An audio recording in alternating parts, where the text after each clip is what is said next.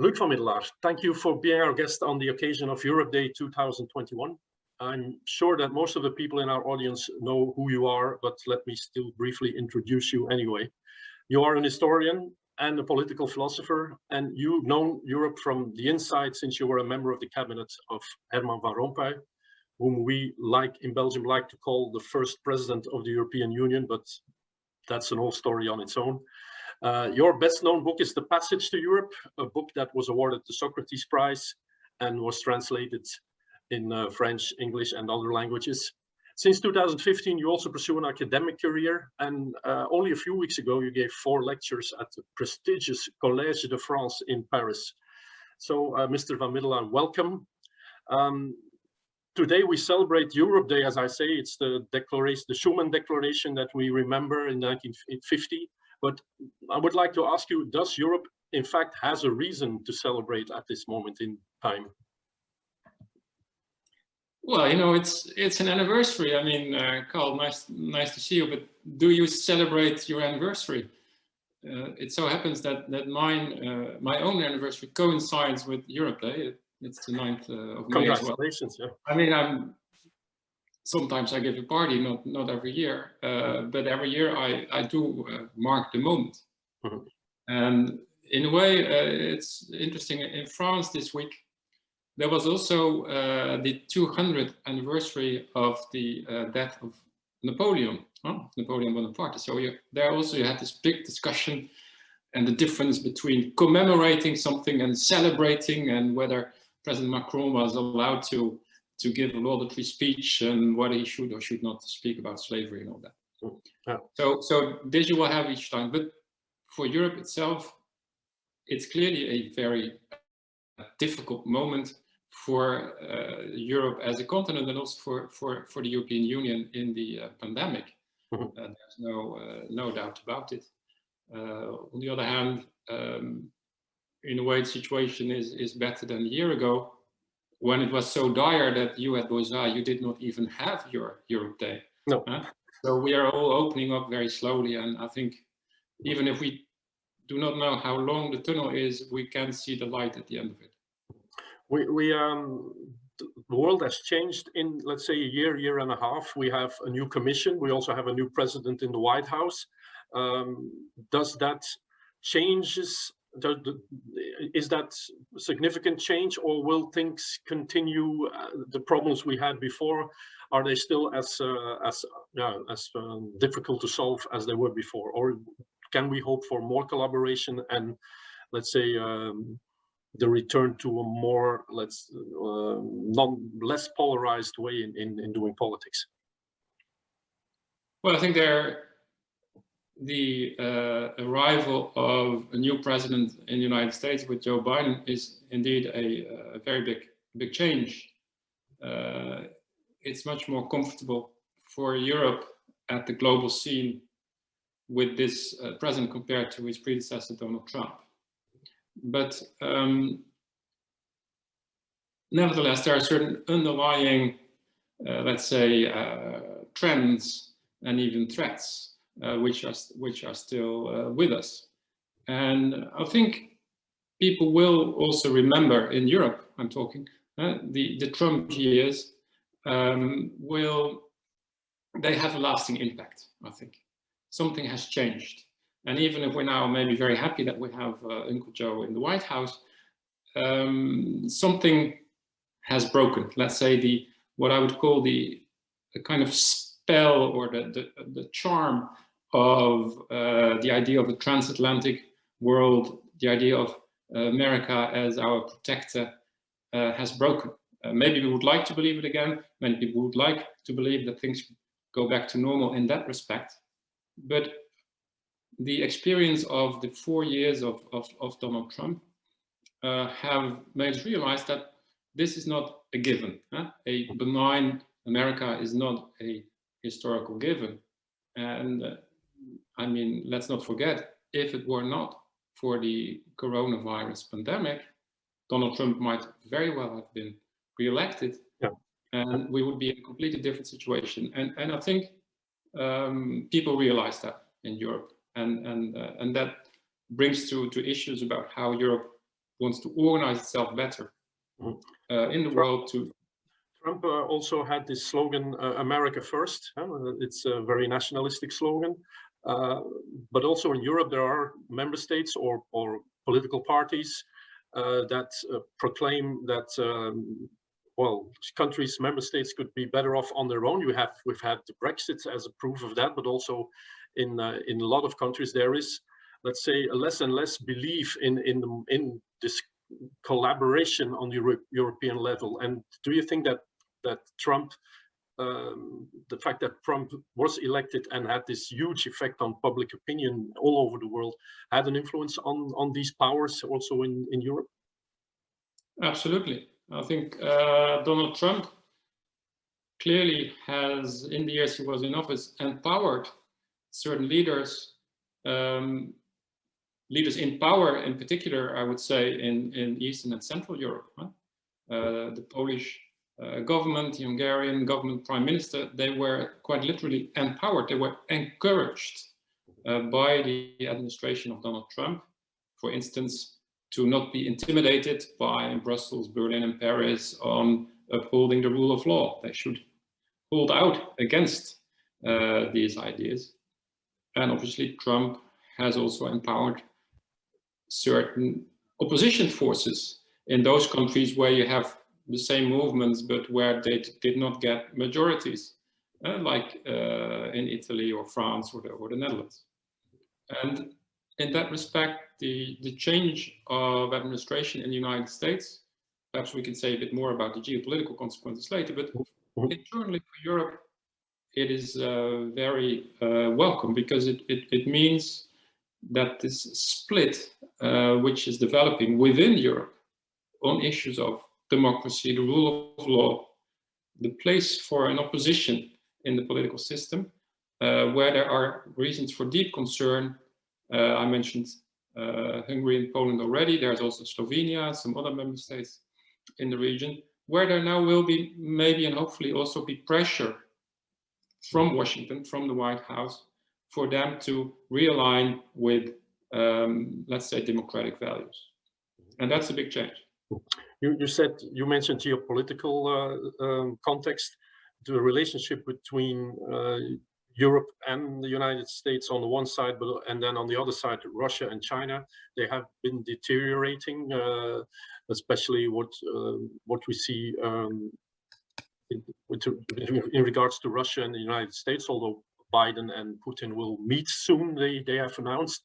Of course, for Europe, it's a very difficult position because from an economic point of view, China means a lot for Europe, and we are maybe not so free as the United States are in distancing ourselves from this new giant in the East. And also Russia is, of course, much more closer to the German border than it is to the American border. So that means that maybe we cannot, we risk going into a conflict with the United States over our relationship with China and Russia. What are your thoughts about this context? I think, Carl, that this will be one of the most difficult issues for European countries and the EU as a whole in the years ahead. Maybe let's first look at China, because there it is clearest and sharpest, the stark choices that are facing us. In a way, clearly there is a geopolitical contest between these two superpowers on the primacy in the world. Who is the number one in the world?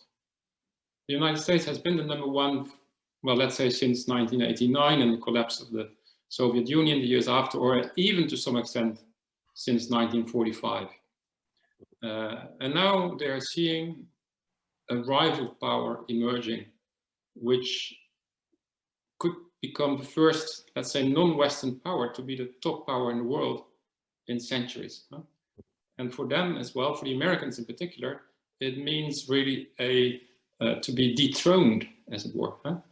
And there is a very strong psychological dimension to the contest with China in Washington. And there, I must say, from everything I read and hear, there's no difference between the Democrats and Republicans. This is a rock solid consensus in Washington that China is the new threat. Now, in Europe, of course, we're a little bit squeezed in between, as you say, because on the one hand, America is our strong ally. Most European countries are in NATO. And more importantly, we share certain values of democracy, human rights, free speech, etc. So our heart, so to say, is fully with the US on this. But on the other hand, and that is sometimes even difficult to speak about and to formulate, our interests, geographical, economic, are not always aligned with those of the US. Economically, as you said, it is clear that European economies are much more dependent on trade with and import and export from China than the American economy. But there's also geography. I mean, we are simply at another place in the world. We are very close. We can talk about Russia in a bit, but very close to the Middle East, to Africa. So what happens in that region, including in terms of issues of migration, wars in that area, really have a direct impact on us. If there is turmoil in Iraq, Iran, in the Middle East, to put it simply, refugees will come our way to Europe. They will cross the Mediterranean. They will not cross the Atlantic Ocean. And when I look at Joe Biden and the geopolitical challenges he has, it's the same kind of issues with migration, but with Latin America. So we are so used, and me too, I mean, I was born in the 1970s, to think of the Atlantic Ocean as the center of the world. Think of the West, Europe and America as one block. But in a way, the rise of China changes everything now, because it makes that America is looking west, seen from the US to the Pacific, and is in a way turning its back to Europe, or at least even wants to bring us in that fight with China as allies. And what I'm a bit worried about is, obviously, we are closer to the US than to China. There's no doubt about it. But as Europeans, we should also continue to be able to think and define and determine what we want to achieve, what our interests are in terms of security, in terms of jobs. Because the way of life we want to defend, yes, it requires, and we are defending it, democracy and human rights, but it also requires a certain security, a certain protection from the outside world, and a certain level of prosperity, for which China is, in many cases, not a rival, but a partner, if you think about Africa or the climate. So this balance between these various values and interests, I'm afraid we've hardly started even thinking about them. And it will be very tough. We mentioned Russia in this equation. There was this mystical marriage between the previous president of the United States and Putin. That has changed now, but we see Russia becoming more and more irritated, agitated about, let's say, the positions that Europe and America take in regards to human rights and the way the opposition is treated in Russia. Is this an explosive situation, or is this part of, let's say, the usual game of shouting and then at the end of the game compromising? Well, I don't think it is an explosive situation. I think the relationship with Russia has been difficult ever since 2014-15, ever since the conflict around Ukraine, the war in Ukraine, the annexation of Crimea and all that, which is now 7 years ago. It was clear that Russia was on a different path. At that time already, it was President Obama who kicked Russia out of the then G8 summits of industrial nations, and since then we've had G7 summits like this week or there was at least a meeting, a ministerial meeting, I think. And with Trump, there was a kind of interlude to the extent that Trump, like Putin, is a power politician. Huh? You could say pragmatic or deal maker, but who really sees the world in terms of power and interests only, which can be a very cynical view of the world.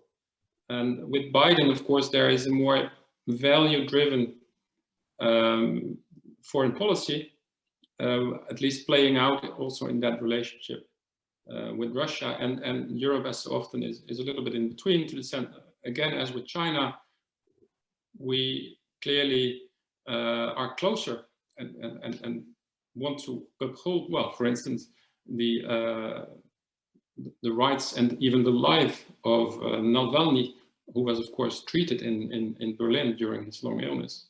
But at the same time, for us, as you rightly said, Russia is a neighbor. Huh? It's a part of the great European or Eurasian space. So somehow we need to have a relationship with the country, like with a difficult neighbor, especially if you cannot move. So as you can move houses, you cannot move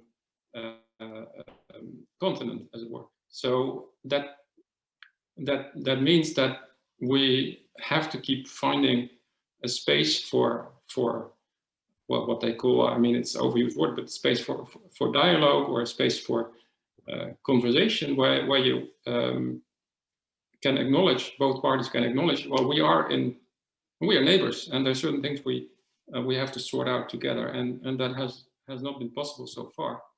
But I do not see a very explosive situation right now. Maybe I'm wrong, but for me, the big turn was again 2014, 15. And since then, we are more or less on the same trajectory.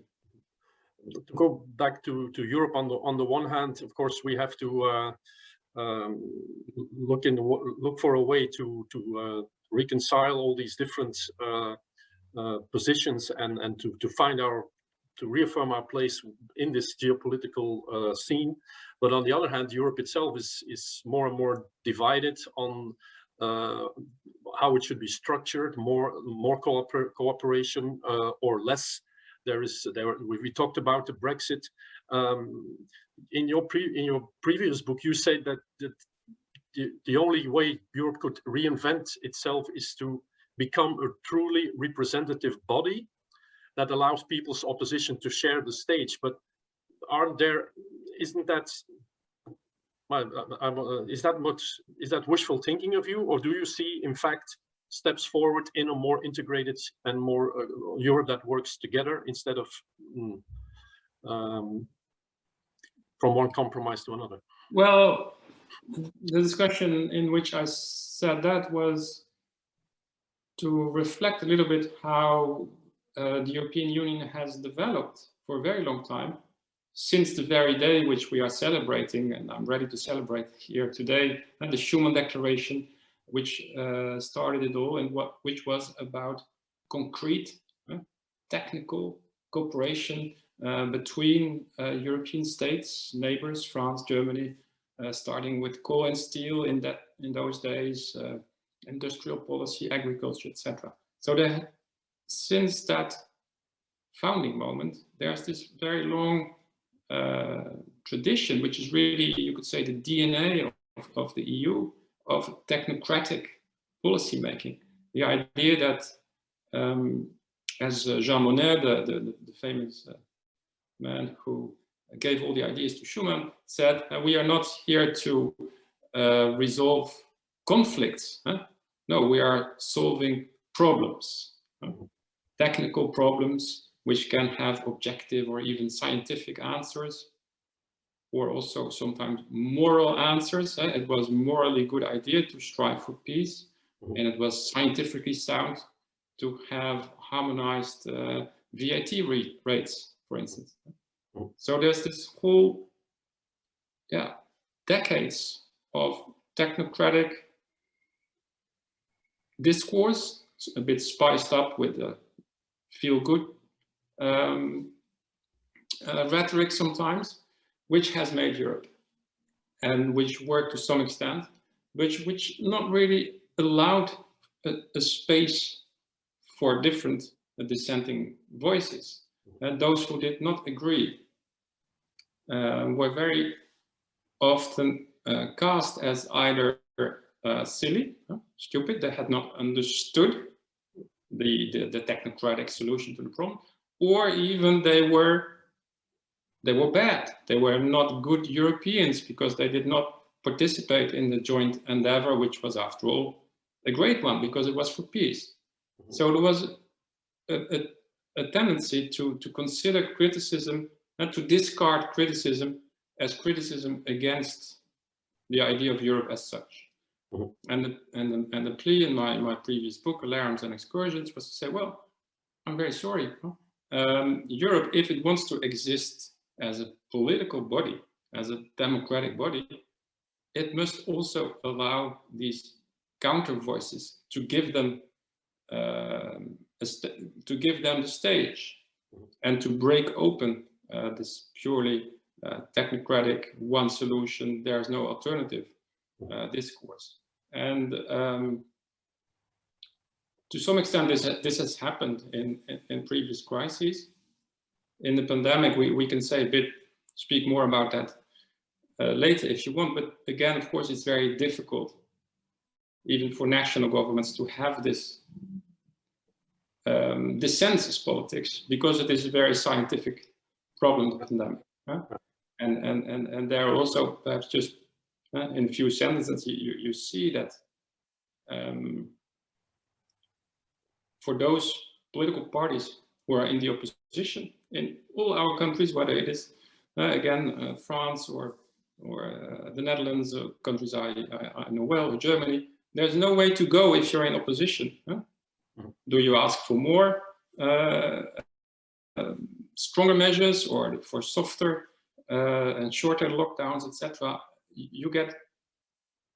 There's no political place to go, and as a result, those who oppose measures are also very easily find themselves among conspiracy theories, etc. So there also you see this lack of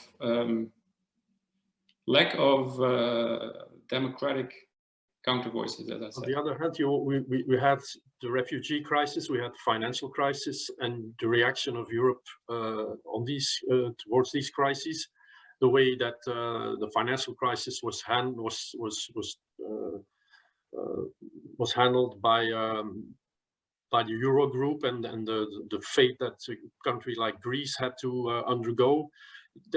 There has been also since the new Commission, and also the pandemic has pushed them to this kind of politics, I think, that Europe should also give more security to its citizens, economic security, social security. There's even an embryo of European taxes that popped up. Is that the way to save Europe, to give people the impression that Europe can do something for the people, but on a financial and a social level, which the social aspect was never at the forefront of the European idea? Or is it because of the pandemic that we now don't have a choice? We have to support the economy, because otherwise it collapses, and after, when the economy will pick up again, these measures won't be necessary anymore. I think really this is a fascinating shift, which has been ongoing. I would say, you could say since Brexit as a clear moment, and the pandemic is accelerating it. And what I mean with this shift is a shift from Europe, which was, at least the EU in its actions, was focused on opening up spaces, on creating opportunities, to make sure we have a whole continent where you can travel freely and trade and buy and sell and etc. So it was one big operation of tearing down borders and creating chances. And why do I mention Brexit? Because Brexit was, for those in the EU and in Brussels in particular, a very painful wake-up call. Because it showed that in the case of the UK, a very big, important member state, 52% of the voters of the electorate did not consider that kind of Europe, the opening up Europe, worthwhile pursuing. They saw that opening up Europe more as a threat. Of course, this was also exploited by the negative campaign. I don't want to go into that. And I want to leave aside the UK dimension, but I think policymakers, and at the time I was in touch with some of them, felt clearly this is not just English idiosyncrasy. This is something which matters to all of us, and we have to adjust our message. We cannot have only a Europe which opens and creates opportunities. We also need, and that's the key phrase here, a Europe which protects. Huh? Especially in French, it's maybe an older slogan already, une Europe qui protège. But since 2016, you see that it has been embraced, even by those member states, such as the Netherlands or some Scandinavian countries, who were always very liberal and Atlanticist in their economic and geopolitical orientations, and who, whenever the word protection was pronounced, had a kind of allergic reaction because that smelled of protectionism and French hobby horses. Now you see that this idea of protection, security, as you said, is taken up. In social policy, it is difficult, no? I should say. But there's movement. But you can also think about border management, huh? That there's more thinking now about a common external border, what to do about it. There's more, that's more in the economic and the trade field, more screening of foreign investments from foreign countries like China. But taxation of the big tech companies is something. Exactly. Climate, in a way, is also about protecting the future. So this whole shift to saving Europe, to a Europe that also protects, is very important.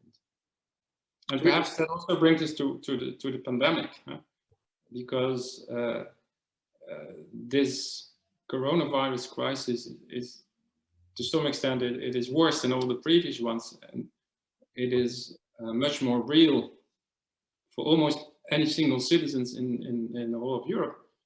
All the crises you mentioned just earlier, of course, they hit the headlines of the financial press for the Euro crisis, and we saw the dramatic images of the refugee crisis, and there were big debates, but still it was relatively either abstract or far away at skirmishes at borders, whereas this stupid virus gets all of us under the skin. Huh? Especially a year ago, there was a real. Is it too early to say? Is it too early to assess that whether Europe did a good job in fighting the pandemic, or can we already say that things could have been more smoothly in the way we acquired our vaccines compared to the United States? But on the whole, I must say, to have a vaccine within a year is almost a miracle, and to have people vaccinated in a few months is also a miracle. But anyway, there is a lot of tension about that. Yeah, there's a lot of discussion, and there will continue to be. But I agree with you. If you take the bigger picture, overall, it is not that bad. And with the vaccination campaign, the EU is probably 2 months ahead the US and UK schedules, which is not great because you know in these 2 months more people will have died than otherwise might have been. But I think if you look, and we're still in it, but on the other hand, it's what, 14, 15 months now since the start of the pandemic. I think that the first 2 months were horrible for the European Union in particular. It was really every member state for itself, scrambled for face masks. There was no solidarity, and so often happens in these type of crises. People started to predict even the end of the EU. Well, that was a bit premature. I would say that in a second movement from April, May last year, there was a realization in Berlin with Chancellor Merkel in particular, that this is not a crisis like the other ones. We need to do more. Also, we as Germans need to do more. And you cannot criticize this crisis either. No, it's not like with Greece, where you could say, well, these, or Italy, where at least you could say, it's debated itself, but they have not reformed, they spend too much. Here, this is what the technicians called, this was a symmetric crisis. It was hitting everybody, and nobody was really to blame. And the German Chancellor, together with President Macron of France, put her full political weight behind this idea of the so-called Corona recovery bond. Well, we don't need to go into details here on a festive day, but let's say that it gave a big impulse to economic integration, because Germany, which always was the frugal and very careful disciplinary master of economic and monetary union, did away with certain red lines, agreeing to massive common debt, 750 billion euro over a relatively short period. So that is a big change. So that was, let's say, a rather positive phase where the European Union showed that it could respond to the situation, and that it also drew lessons from the previous crisis in terms of the speed with which the various institutions, the ministers, the ECB, etc., acted. It was drawing on previous crisis experiences. Now, I think the third phase, and that you just referred to that, this whole vaccine debacle of the past few months, or at least it started with as a big debacle, and it's now picking up more or less okay. But there the debate is still ongoing, and the jury is still out.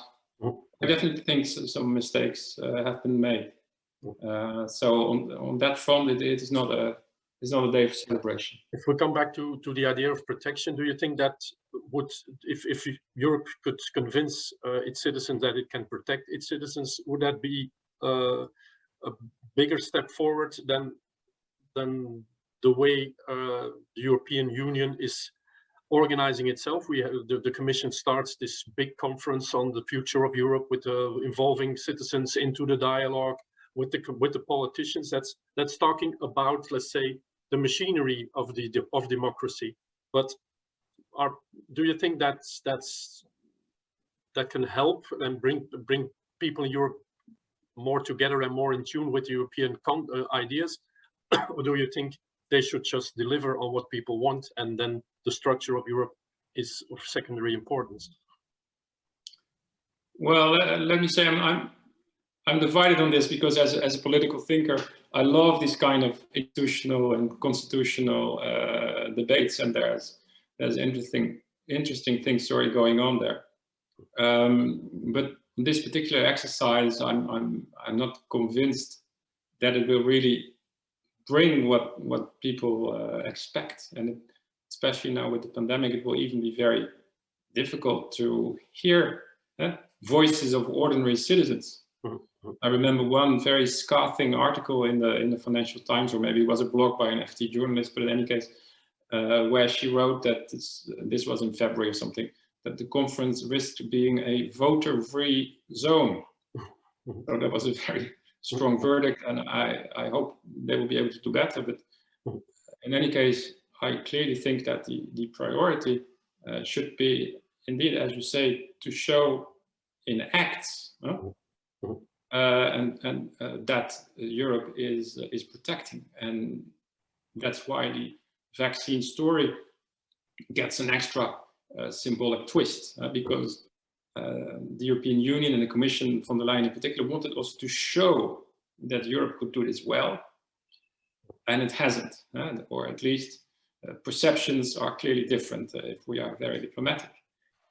And that's not only, let's say, that's first and foremost sad in terms of the outcome and maybe even loss of lives, but it also gets this extra political meaning in the fight between between the central institutions of Europe and the member states and the capitals. I would like to close by asking you, you're writing a new book. We already know the title, which is nice, The European Pandemonium. Could you tell us some more about what will be the key ideas in the book? Well, in the book, I'm telling the story of how Europe responded to this crisis, another unprecedented and unforeseen event that was hitting us all. So you can see really how the EU has been able or not been able to deploy its political capacity faced with this crisis. And there are two things which I find fascinating in this one. And the first one is that there was very strong public dimension to the action.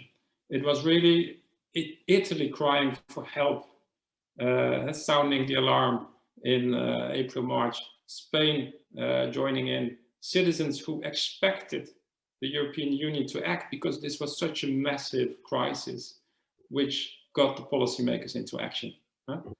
They started off in Brussels very defensively, saying public health is not really an EU competence, etc. This crisis was so big, the human suffering was so grand that those legal formal arguments did not withstand this wave of emotion and passion and suffering, and a lot has followed from that, including these recovery funds which we just mentioned. So I tell that story, and the second element is really the geopolitical dimension, because I think European citizens, and it's true that in 2020 it was still mainly the year of Donald Trump, but they have felt lonely on the, let's say, global stage. China was pursuing its very robust or even aggressive face mask diplomacy. The United States president was prescribing bleach and trying to buy European companies for his own US citizens. So Europeans who all of a sudden had to take more responsibility for their own future, for their own safety, as we said before. And I hope that moment of threat and risk, but that it will continue to translate into political action, into preventive action, but also in public debate. And all these questions, some of which we touched. Okay, how are we going to shape our common future, knowing that we may again in the near future again be alone on this world stage? So that's the topic for next year, Carl. We're looking forward to it. When will it be out, your book? Will that be okay? It came out in last month in Germany already, and at Zoerkamp Verlag, and after the summer, probably October, in English and in Dutch. Okay, we're looking forward to it. Okay, I would like to thank you for celebrating or commemorating Europe Day for us today, and hope to see you soon live in BOZAR in Brussels. Thank you, Luuk. Avec plaisir.